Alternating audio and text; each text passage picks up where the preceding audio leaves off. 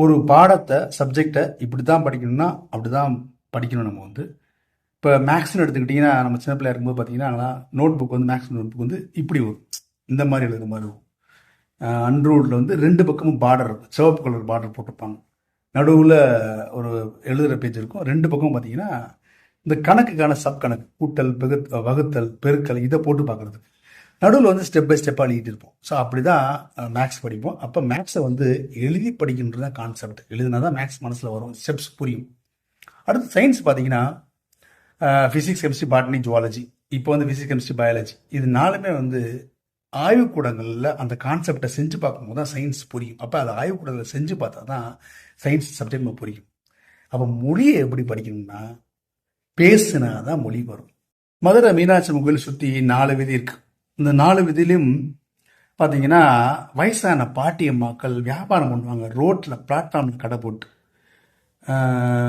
அவங்கெல்லாம் வயசு பார்த்தீங்கன்னா 60லேருந்து ஈவன் 90 வயசு கூட இருக்கும், 70, 80 எல்லாம் அந்த சுதந்திர காலத்தை ஒட்டி. அதுக்கப்புறம் அந்த 5-10 வருஷத்தில் பிறந்தவங்க எல்லாமே பார்த்தீங்கன்னா மலைக்கு கூட ஸ்கூலுக்கு போகாதவங்க, பள்ளிக்கூடத்துக்கு போகாதவங்க, எழுத படிக்கவே தெரியாது.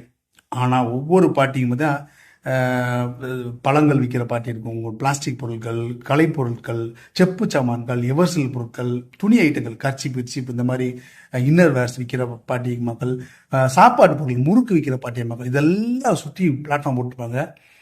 இவங்க ஒவ்வொரு பாட்டியமும் பார்த்தீங்கன்னா இப்போ வந்தால் நீங்கள் போய் பார்க்கலாம், 15க்கு குறையாம மொழிகள் பேசக்கூடிய பாட்டிய மக்கள். ஆனால் அவங்க எழுத படிக்க தெரியாது, தமிழோட எழுதி படிக்க தெரியாது, ஸ்கூல் கூட போனது கிடையாது.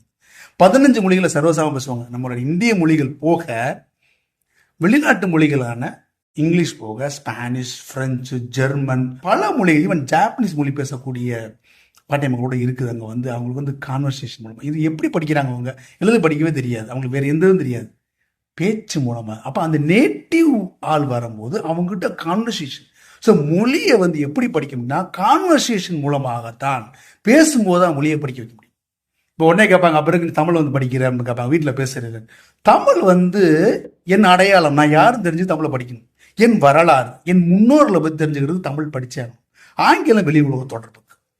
ஸோ மொழியை வந்து பேசி தான் படிக்க முடியாது. பள்ளிக்கூடத்தில் எந்த மொழியும் படிக்க முடியாது, படித்து உருப்படியாக கற்றுக்க முடியாது. ஸோ அனாவசியமாக மும்மொழி கொள்கை என்ற பெயரில் என் மாணவர்கள் மீது, என் குழந்தைகள் மீது இந்த தேவையில்லாத மொழி திணிப்பையும் சுமையையும் திணிக்க வேணான்றத தாழ்மையோட நான் கேட்டேன். நல்ல சிந்தனைகளை விதைப்போம், நம்பிக்கை வளர்ப்போம். நன்றி.